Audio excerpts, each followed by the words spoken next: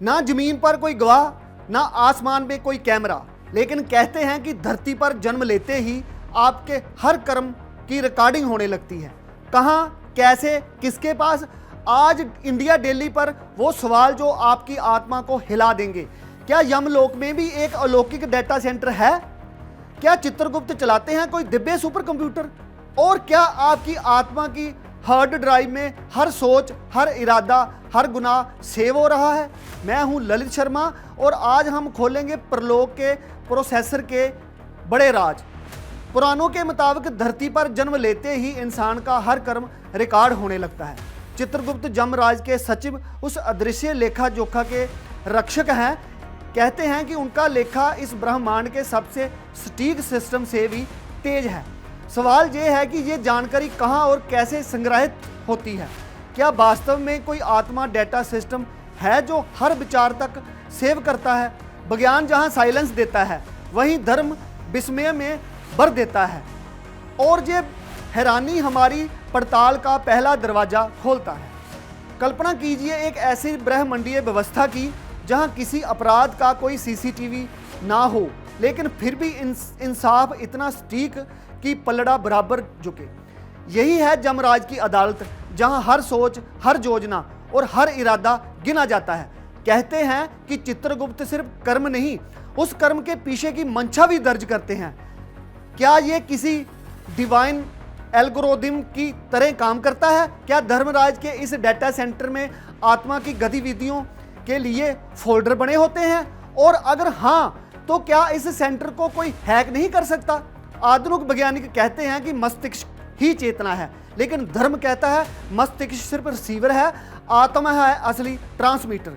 तो क्या आत्मा एक हार्ड ड्राइव की तरह होती है जिसमें हर जन्म, हर जीवन का डेटा सेव रहता है? रिकंसिडरेशन थ्योरी को माने तो पूर्व जन्मों का लेखा भी चित्रगुप्त के पास रहता है। वो कब और कैसे खोला जाता है, ये रहस्य भी बना हुआ है। कुछ साधुओं का दावा है कि समाधि की दशा में वो खुद अपनी आत्मिक फाइलें देख सकते हैं।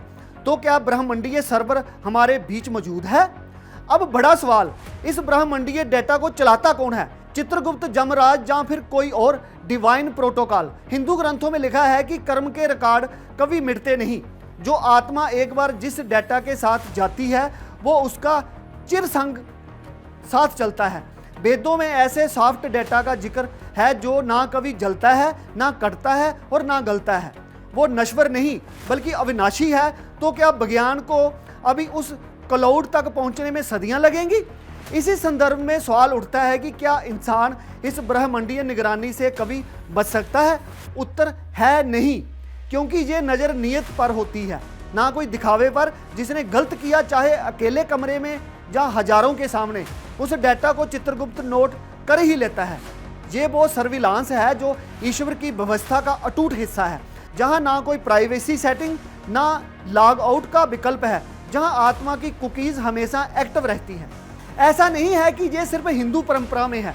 ईसाई धर्म में बुक ऑफ लाइफ, इस्लाम में किताब अमल और यहूदी धर्म में सेफर हचईम का जिक्र मिलता है।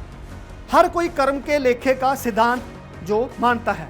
क्या ये सार्वभौमिक अलौकिक तकनीक है जिसे इंसान समझ नहीं पाया, या फिर ये उस डिवाइन इंटेलिजेंस का हिस्सा है जो खुद को प्रकट नहीं करती, सिर्फ गिनती रहती है? एक एक श्वास, एक एक दृष्टि, एक एक भावना का हिसाब। क्या ये सृष्टि का सबसे बड़ा सर्विलांस सिस्टम है? तो क्या चित्रगुप्त के पास एक दिव्य प्रोसेसर है? क्या जमलोक में भी क्लाउड सर्वर है जिसमें हर आत्मा का डेटा स्टोर होता है? क्या हमारी आत्मा सिर्फ चेतना नहीं बल्कि एक चलती फिरती यूएसबी है? अगर हाँ, तो अगली बार कोई विचार आए तो ध्यान रखना वो सेव हो रहा है। हर कर्म पवित्र या पापपूर्ण कहीं लिखा जा रहा है। ना कैमरा चाहिए, ना माइक्रोफोन, क्योंकि ईश्वर का डेटा सेंटर हर जगह ऑन है। तो अगली बार किसी से कहने से पहले किसी ने देखा नहीं, ये जरूर याद रखिएगा कि एक जगह है जहां सब रिकॉर्ड हो रहा है। मैं हूं ललित शर्मा और आप देख रहे हैं इंडिया डेली, जहां धर्म, विज्ञान और आत्मा का गणित मिलता है ब्रह्मांड के डेटा सेंटर में।